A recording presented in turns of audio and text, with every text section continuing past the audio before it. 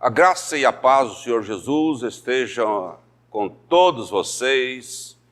Estamos aqui confiantes na palavra de Deus.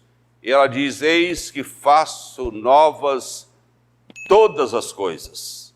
Deus está sempre trabalhando e sempre fazendo as coisas novas. E nós estamos aqui confiantes de que estamos no novo ano e cheio de desafios, e que Deus estará conosco e que enfrentaremos todas as dificuldades, todos os problemas que teremos pela frente, no nome precioso de Jesus. Vamos orar a Deus. Nosso Deus e Pai, nós te agradecemos pela oportunidade de estarmos começando um novo ano, Senhor, cheio de desafios, de dificuldades, de problemas, ó Deus, mas nós vamos caminhar pela fé, que a fé é a certeza das coisas que não se veem. Nós não vemos, mas nós confiamos na presença invisível do Senhor, na tua graça restauradora, curadora, que nos dá energia, que nos dá confiança, Senhor. Em nome de Jesus, nós pedimos a tua bênção sobre todos os nossos ouvintes, sobre a nossa nação brasileira, sobre o povo que sofre, sobre o povo que carece, ó Deus, de bens materiais e de bens espirituais, da salvação em Cristo Jesus. Fica conosco, Senhor, em nome de Jesus. Amém e amém, amém.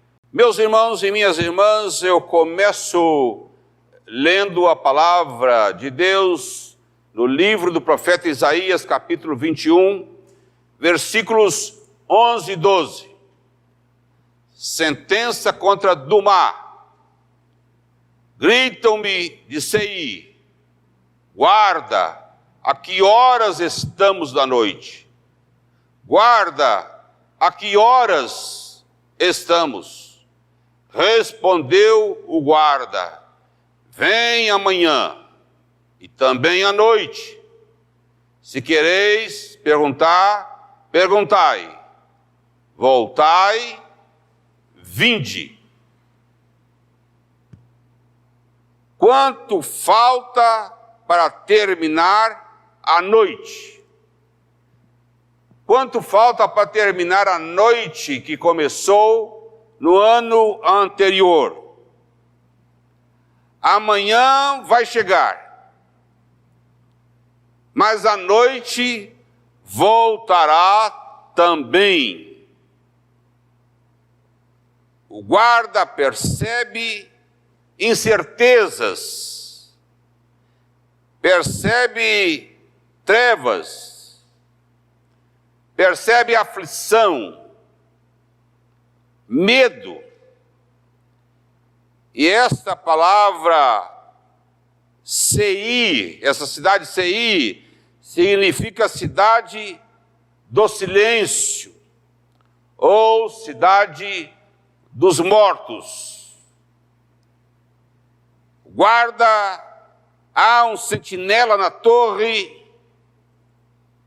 e ele percebe a sucessão de noites e dias, de períodos bons e maus, de estabilidade e instabilidade, um ano de altos e baixos. Como o guarda percebia lá, nós percebemos agora, de vida e morte, de viúvos, viúvas e órfãos. É isso que o guarda percebe e que nós percebemos na cidade onde há silêncio, na cidade que sepulta os seus mortos. E alguém ainda deseja o retorno da normalidade. Normalidade de quê? Eu, pessoalmente, fujo desse tipo de retorno. Qual é a normalidade que está diante de nós? Havia normalidade no meio de milhões de famintos, de milhões de desempregados, com presídios superlotados, da faixa etária de 14 a 28 anos, com 62% de negros, com milhares de famílias sem habitações dignas, com milhares de feminicídios, com policiais e jovens morrendo nos confrontos, com o caos do transporte público, na educação e na saúde pública. É isso que é normalidade. Eu não desejo voltar a essa normalidade. Enquanto eu puder lutar contra o eterno retorno das coisas, eu lutarei. E se voltar a esse tipo de normalidade, eu quero estar bem longe. Os israelitas no deserto brigaram com Moisés, desejando retornar à escravidão egípcia. Como o cão que vomita ao seu vômito, como o porco que retorna ao lamaçal, conforme diz a palavra de Deus, na Epístola aos Hebreus e na primeira Epístola de Pedro. A esposa de Ló, no meio do caminho, desejou voltar à normalidade de Sodoma, lugar de total depravação, lugar de luxúria, de perversões, de injustiças. E a palavra de Deus diz que ela se transformou numa estátua de sal. Os israelitas e a mulher de Ló haviam naturalizado a opressão, as discriminações, a depravação moral e ética do povo do Egito e de Sodoma. Há um perigo muito grande quando a gente naturaliza a maldade, quando a gente naturaliza a morte, quando a morte vira banalidade para nós, porque todo mundo vai morrer um dia. Há um perigo na naturalização das coisas erradas. De acordo com Hebreus 10:38, Deus não tem prazer naquelas pessoas que retrocedem, que são desertoras, que retornam.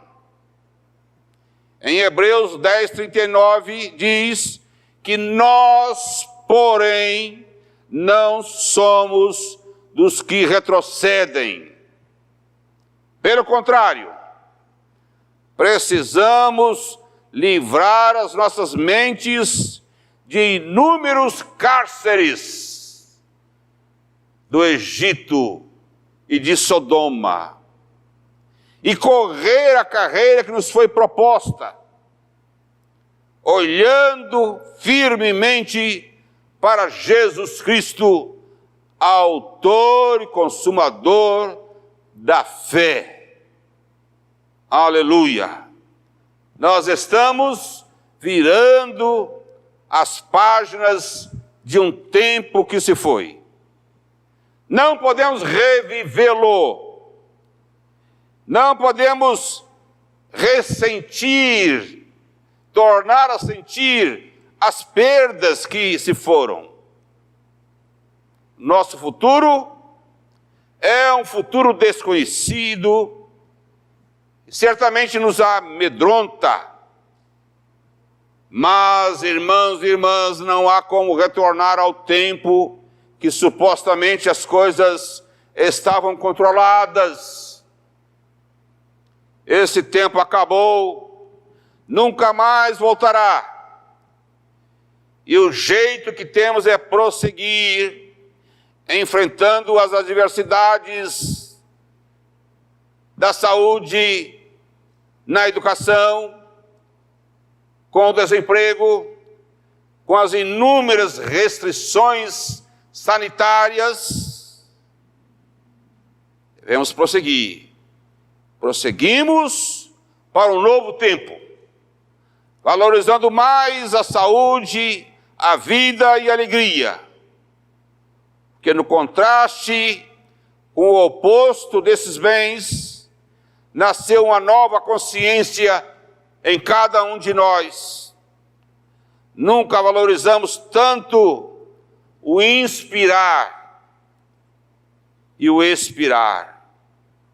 Nunca valorizamos tanto o ar, o oxigênio. Nunca valorizamos tanto e nunca se correu tanto em busca de um respirador. Percebemos que as pessoas são importantes.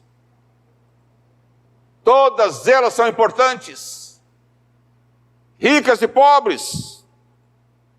A importância da comunidade de fé, a reunião para os serviços religiosos são reuniões importantes.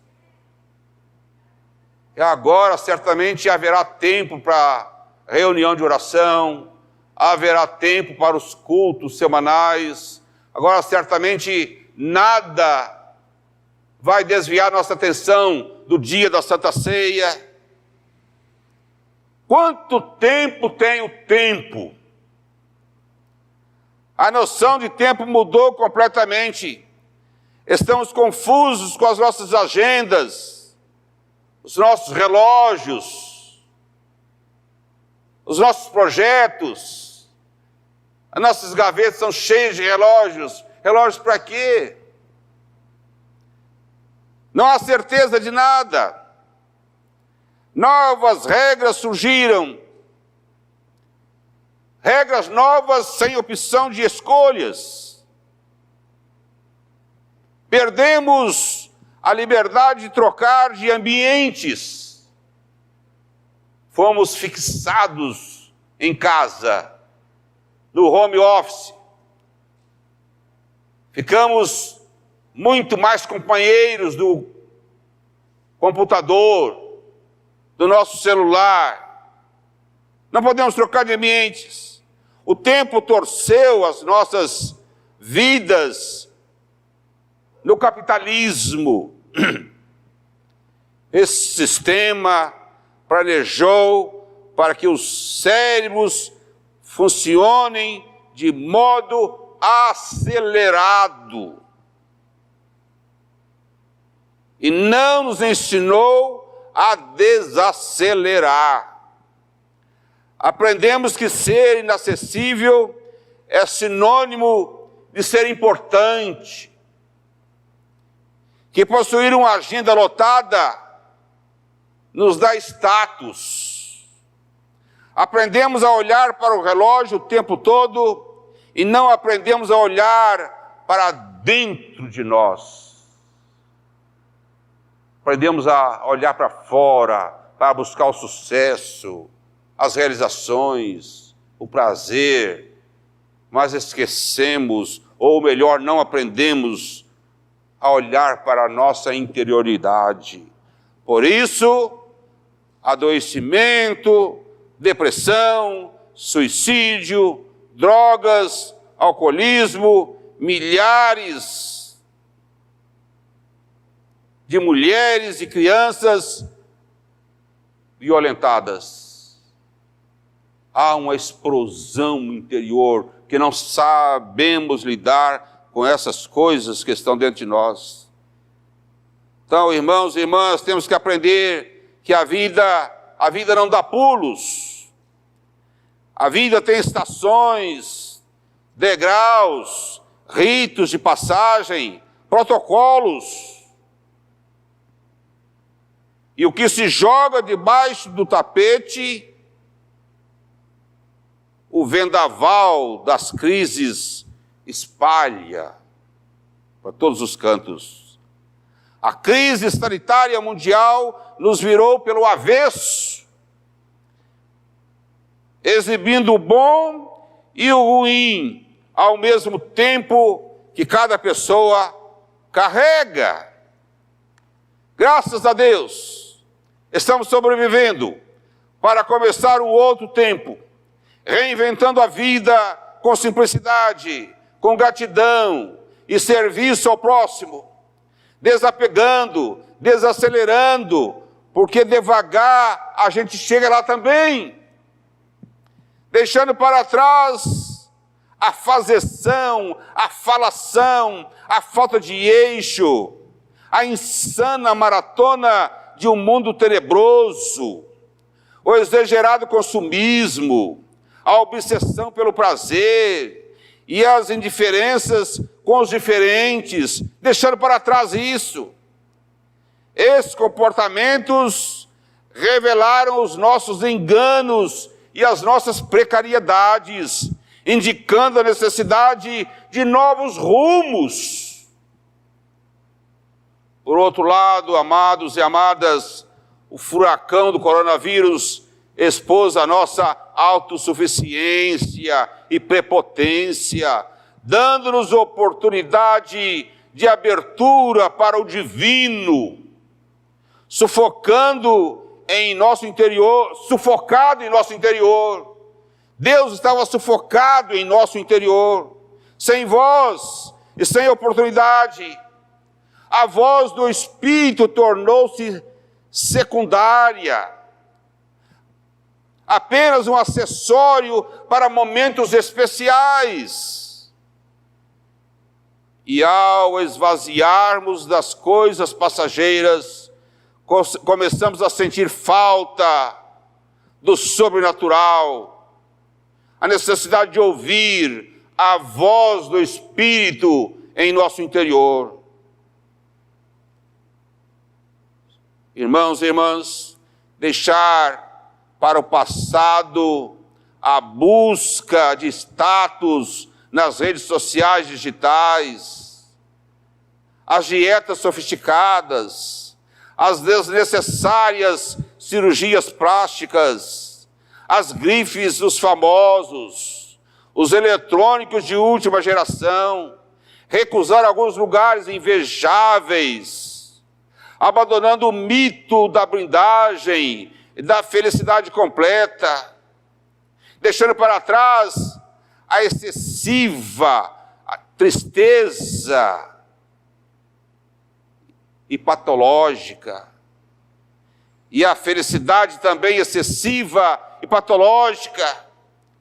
Tristeza crônica pode ser patológica, mas felicidade sem cessar, contínua, também é patológica. Não existe felicidade permanente, não existe 100% de felicidade. A vida contraria esta máxima do mercado. Trata-se de uma positividade tóxica. Afinal de contas, a vida está cheia de ventos favoráveis, de ventos desfavoráveis. Com o apagão das redes sociais digitais, com as restrições necessárias, com a redução de aquisição de bens e serviços, com as constantes sinalizações das perdas, as vulgaridades revelaram-se inconsistentes e o vazio existencial ficou em evidência. Vazios e abandonados. Por isso, o desejo infantilizado de se retornar ao tempo anterior da crise sanitária global. As pessoas querem retornar, porque lá era o lugar conhecido. Adeus daquele tempo.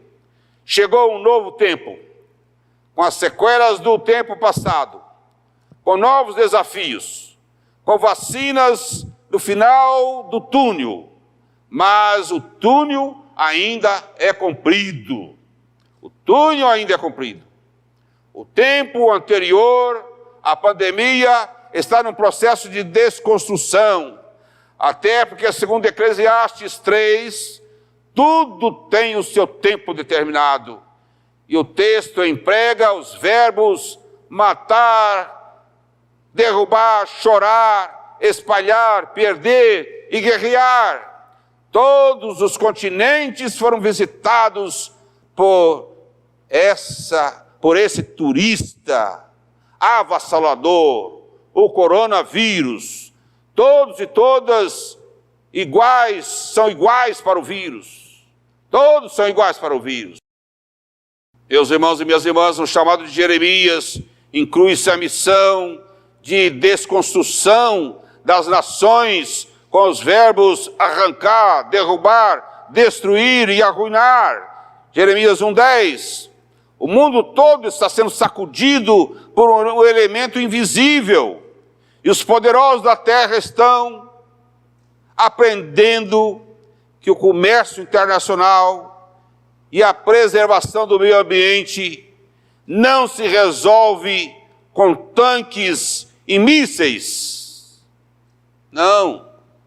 Os negacionistas estão se dobrando diante de Deus e da ciência, se dobrando diante da necessidade de olhar pelos menos favorecidos. Num segundo momento do chamado de Jeremias, aparecem dois verbos que cuidam da reconstrução: edificar e plantar. A aflição, a escuridade, as ameaças não são permanentes, graças a Deus. Mediante a voz de Deus, do caos sai a luz, ordem, esperança, vacina. Até porque Deus faz novas todas as coisas. Apocalipse 21:5. Deus não remenda, Deus não recicla, Deus não restaura, Ele faz, Deus cria. Ele tem muitos modelos no seu ateliê. Essa é a ideia do Deus operário, do Deus que trabalha até agora. Louvado seja Deus. A banda J Quest inspirou-se no filme Tempos Modernos de Chaplin, exibido em 1936, e fez uma canção bonita com a qual eu termino esta reflexão. Hoje o tempo voa, amor, escorre pelas mãos, mesmo sem sentir. Não há tempo que volte, amor. Vamos viver tudo que há para viver. Vamos nos permitir. Deus te abençoe, conforte, console, agora e para sempre.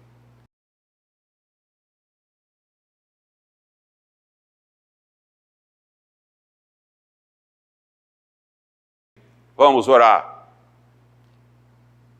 Muito obrigado, Senhor Deus, por essa palavra abençoada que o Senhor colocou no meu coração e que eu estou repassando para os teus filhos e filhas. Deus, enche-nos da tua graça. A tua graça é melhor do que a vida. Senhor, ajuda-nos a buscar o teu reino, o reino de Deus em primeiro lugar em nossas vidas. Em nome de Jesus. E que a paz de Deus, que excede toda a compreensão humana, o amor de Jesus Cristo, seu Filho, a comunhão do Espírito Santo, esteja sobre nós, irmãos e irmãs, agora, em todo o Brasil, em toda a face da terra, agora e sempre. Amém.